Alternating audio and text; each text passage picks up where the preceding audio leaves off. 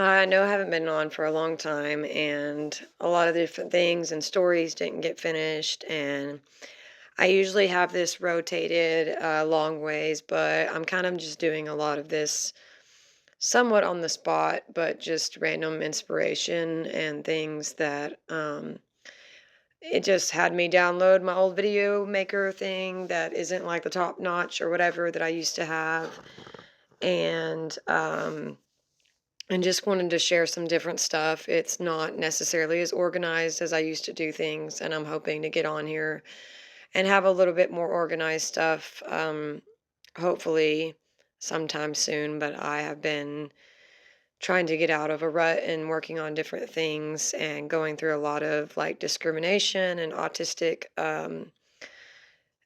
neurodiverse things that it's just been really tough. And after my mom's case that a lot of people saw things about or even joined this channel for, there was things that were completely unexpected that I never thought could go on. And it kind of pushed me out of doing all the stuff that I used to do and all the people that I used to be communicated with. And it's been a very like difficult and also terrifying in a lot of ways time in my life. And I've tried to do things off and on and share. But anyway, before this kind of video about different stuff that I'm trying to do and different ways that maybe other people with some chronic illness stuff or whatever could also do if they're trying to do stuff for the new year, and just not for body but to like kind of just get just trash out of here that was rent free trash that you didn't want in your head or whatever out, so that you can be in less pain and start a different way of doing stuff. Then, you know, uh, um, I'll just say this, that a lot of stuff that happened to me physically from what happened to me psychologically and mentally in some ways as an autistic, it messed up a lot of my communication, and it caused a lot of like fear and fight or flight and stuff that like I have to heal from. And that was probably one of my biggest reasons of not getting back on stuff, because it changed like my functioning, and I had neuro scans and different stuff. And and it's been really hard to like get through everything in that way, and to not have a lot of support needs and accessibilities, and just really like the epitome of sort of survival as someone on the spectrum and someone who,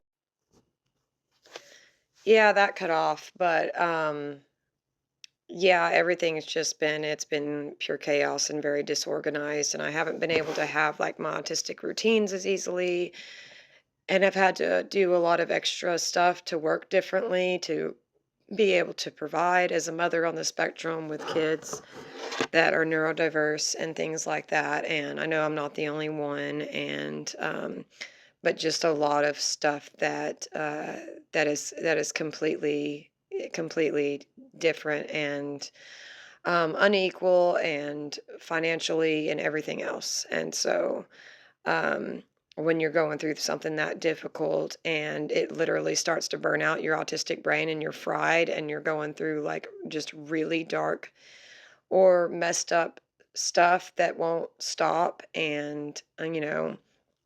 um, and attacked from multiple different sides with different things that hit. I got in another car accident this year. I was in one last year. I didn't do videos back then. And then, you're just supposed to figure it out or whatever, completely, mostly by yourself, and lucky to have somewhere that you can call home and that your kids can come back and forth to. And that isn't even the worst of all of the struggles. It's knowing that you're going through that, but you feel like a complete invisible ghost, just like your invisible illnesses. And a lot of those were caused from what you couldn't control and what other um, people did, and how that made it worse. And then, or what went on in your life, or going through a car accident and losing your job and being on the spectrum, and then like having, no ability to have things easier, and how much that can be detrimental to your mental health, much less your physical well-being, especially if you have chronic illnesses and you're basically left in the similar ways you were if you had to drive yourself to doctors for years, if there was nobody around or people were, in your family were going missing or dying left and right. And then you're expected to keep on going and be forced into a neurotypical brain and eventually your research brain and trying to do everything for systems and different stuff for protection or whatever is your own thing you're doing by yourself, and you get beat down. And then eventually, just like addicts, which I haven't been one, but I've listened to some of those rooms, that the rock bottom is the rock bottom, and you have to be sick and tired of that pain, and you have to get back up, and you have to realize that there's got to be some way to fight it out of your head, and you're going to do it because you've done it before. So I had a small breakfast, and to do my workouts, I realized I've had this TENS unit here that I should have been using more. And so I have to put 2 of them on my shoulders for the fibromyalgia that's in my shoulders and has the nerve damage all on this side of my face and head from multiple different things. And then yesterday I put these 2 on my lower back down here, and these are the TENS unit, and these are the EMS. That's how this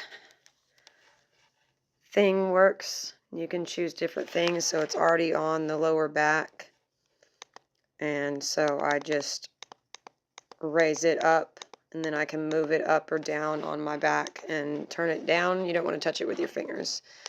And then you push the center, and then you can go up on your shoulders. Yesterday when I did it, it was so tight that it literally like I'm a turtle, and it pulled it together. But I had it up pretty high, and I have a high pain tolerance, but like it's less tight as it was yesterday. Especially going through a car accident and different things. Like I've needed to be doing this regularly, and they were doing it at the PT office when I had funding for that. But yesterday I could not get my head and everything to stop hurting. And so like this is almost up all the way on both sides. On the lower back setting and the shoulder setting. And then it kind of released that stuff enough.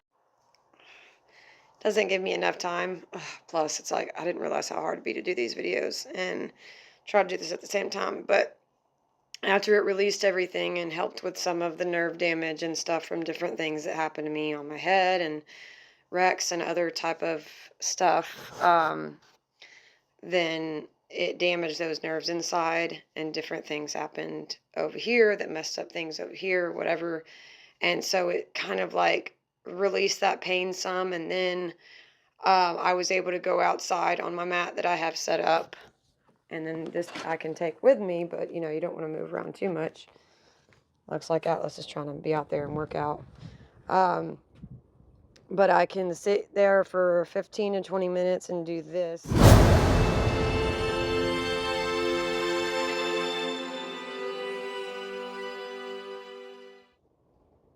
But yeah, it's on 16 minutes.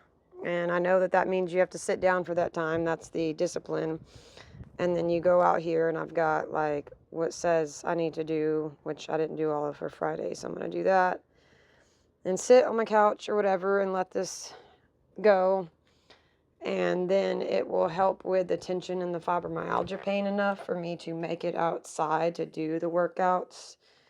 And just having that discipline to like, know that I've already done all of this for years, and I disciplined, and then I eventually looked like I couldn't do that. And I eventually looked like everything that I learned and everything that I challenged myself with and everything that I became good at was like I never even had that. And now and it was still inside of me.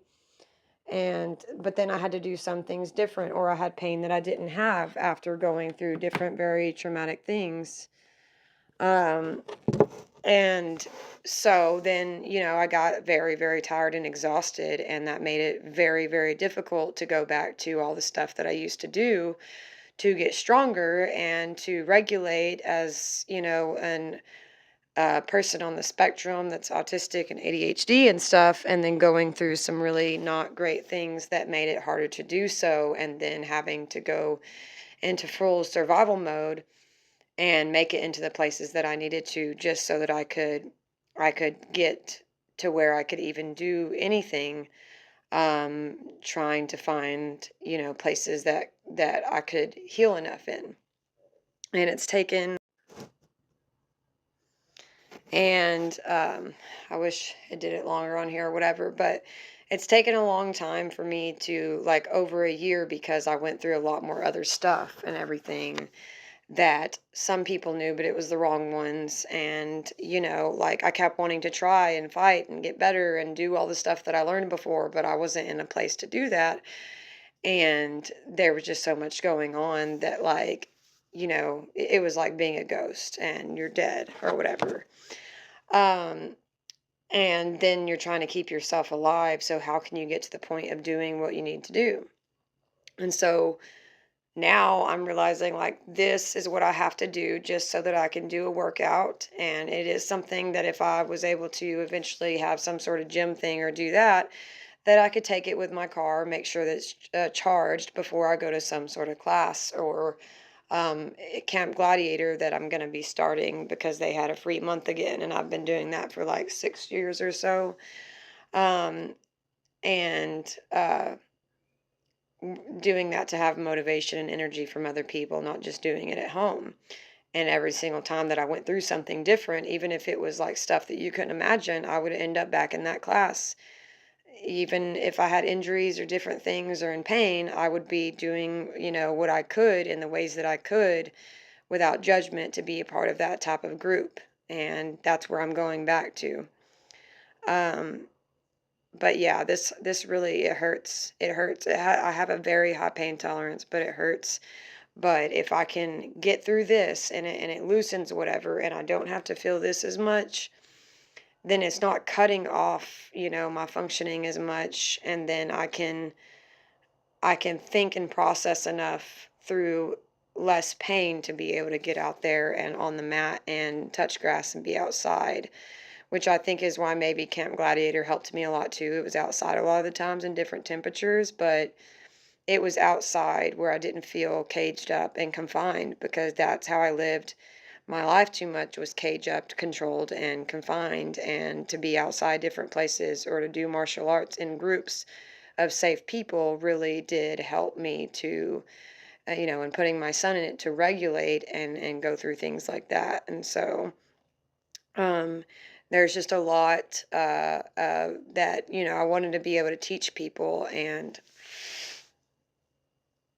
yeah, it hurts. It's super tight on my shoulders. I can't even feel my back doing stuff as much. And it's, yeah, it's, especially if you can't afford to get your massages as much and you buy different foot things and back things at home, and, you're not getting much support anywhere.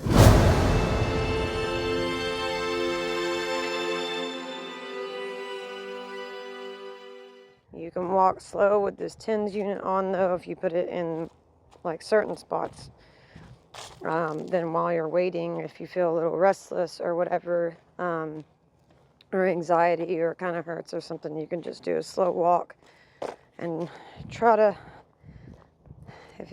I have this trail to walk down, it's calming, but you can do some of these things while you're waiting to kind of do your other exercises, and just take it slow, getting back into working out or exercising again. Like, no expectations, just trying to take it slow and do what you can, because getting back into stuff, even if people think you look in shape enough or something, that doesn't matter. It's like, you're not, and your body, kind of needs more of that,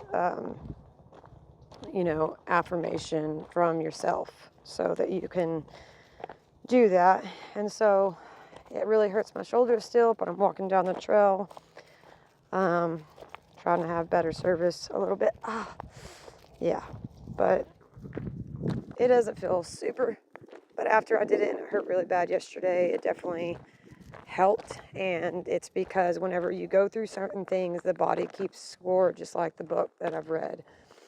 And you have to be able to take the pain from the inside out and work it out of your body, because people, places, and things stuck things in there that didn't belong, and you basically have to rip it out of yourself and put what's supposed to be there and what you learned back into yourself and what actually belongs, and take everything that was rent-free in there and that's like killing your, your spirit and your self and your personality or whatever that they stole and everything like that. That's also drinking your own poison, or the rage that you have from having the pain that you do, or that I do, so that I'm not letting that sit in there, because I know what I've read. And then that's whenever I'm being stubborn in not as good of a way as the ways that I need to be, as knowing what I need to do and knowing that people can, that's their will and not mine. And that, isn't that bridge pretty? It hurts. But I didn't do it. I didn't do some things. And then, I just, everybody has a breaking point. And so, but what it does to the inside of your body and what it does to your mind, without being able to have the right place to go or plan or whatever, is so detrimental to your spirit, your soul, your body. But anyways, like, all in the past of staying strong and trying to do everything like so much by myself at home or whatever with my kids and things, is that I had to be not just physically like strong or whatever and do the workouts and then have the body that, I didn't care about that part. It was from the inside out, and it was having that strength to work on spiritual, physical, mental, emotional regulation techniques. Like, I'm going to go with that kick bag or whatever. It's on the list out there. I didn't do it yesterday, so I have to do those kicks today. And those are things that I did in survival. Those are things that I did to be a stronger mother, and all the research that I did on these types of things for physical ailments was to help myself, but I did all this research and helped with an ebook to help other people that suffered from different things, and so that they would have more help. And then my light was turned off, and my brain turned into an electrocuted mess of trauma and mashed potatoes. And being autistic and going through those things was a lot more detrimental, because it fragments parts of your brain and it harms the trust and safety elements that you need to have, and then you end up having to do way more. So it's like worse, but it's not. It's like, leaving Egypt or whatever and trying to go across the river, and looking back how bad it is, and then looking where I'm at now, but there's just so much mess and crazy and chaos that I can't control or do anything about. But so I have to do this stuff. I have to make sure I can regulate. I have to be stronger, and I have to remember every single thing that I learned for over 10 years that I taught myself, being at home, like really a lot by myself and just a few friends here and there, to get back to what I did, but having to do it so many times and then having to do it all over again, what I learned in more than 10 years, but I have to do it in like less than one, or for 1 year, or even a year and a half, or 2 out of 10 years or more of learning and knowledge. The effort and the motivation and the resilience to have to start over again, to remember who I am and what I learned to keep myself in control and silent. What it can do to you is literally life-changing. It takes the quality of life that you have. It makes it to you where, like, and then you're watching people and you're going through all this stuff and like absolutely nothing is happening. And then you're suffering, and then you're watching people get more, and then you're trying your best not to like feel up with all of this stuff whenever you're just watching them getting different stuff handed to them, and they, they have the power and control to like do something better and not just for you. And then you know that there's nothing that you can do about that, but that rage, because you know what hurts your body and you know what hurts your mind, like to get out of that rock top of bottom, even not going into addictions and stuff, not trying to mask it, but also losing all of your skills of regulation and everything that it looks like you didn't have anymore, because what psychological stuff can do is completely breaking. And then these families and what they do and like what they start to do, and then acting like your ghost and ignoring actual things that are really going on that are wrong, and your children and what you worry about and all of that kind of stuff is so hard when you really are a caring, empathetic person. And it's horrible, but you have to keep on knowing what is the truth, and you have to remember what you learned. If you haven't learned that, then you have to hold on, find someone, find something, do something to figure out what's going to work for you. I joined martial arts and stuff years ago to fight what was going on around me, and didn't turn to addictions and stuff like that. Yet I feel like I will burn if I walk into certain cities, and then people just invite someone new around, and it's like I'm not even alive and I don't deserve much of anything, but I know that I do. And I know that I didn't deserve stuff, and I know that I have to heal my body and heal my brain and my mind, and try to get past the stuff that nobody should have to go through, so that I can even get to the next step. And no one, barely, for the most part, like I would say, it's so hard being a person that can get through so many different things. And that is so hard to step over, because you're not just worried about yourself, and you see so much, and you're still witnessing the guts you have to be able to start over everything like that, knowing that people are getting better cars, other stuff, other people, things are going on behind your back, things you don't know that's going to go on. Everybody's having this person in the new house, but like they don't know what's going on at all. And then you have to know that you're completely by yourself with the truth, and it's as you don't even exist at all.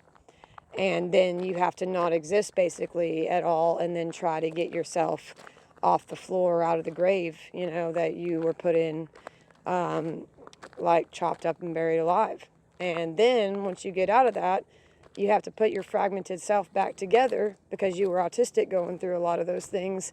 And then you have to walk the walk instead of talk the talk, and talk the talk and walk the walk, and not be someone who just has this image or whatever, but like someone who knows that I'm truly doing the right thing, and I really know this stuff that's going on, and I really want to be better, and I'm really tired of being in pain, and I've got to do the right things that I know to do, even though I have way more pain stuff and way more neurologists and way more doctors.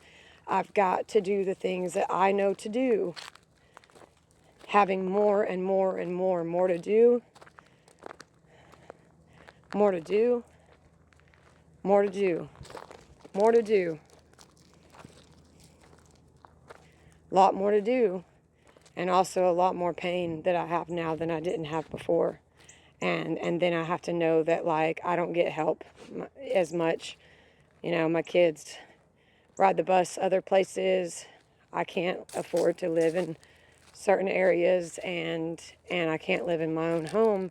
And then I have to know what I have to do. Like, I have to know what I have to do. What I have to do. And that takes a type of resilience that if you've gotten up so many times and you've been able to do it, knowing that you truly were the better person, and not just in relationships, even other situations and friendships, and then, you have to be able to be like Naruto and all those other different characters, the orphan syndrome of the little spirit or the little child inside of you. And you have to understand that everybody can be against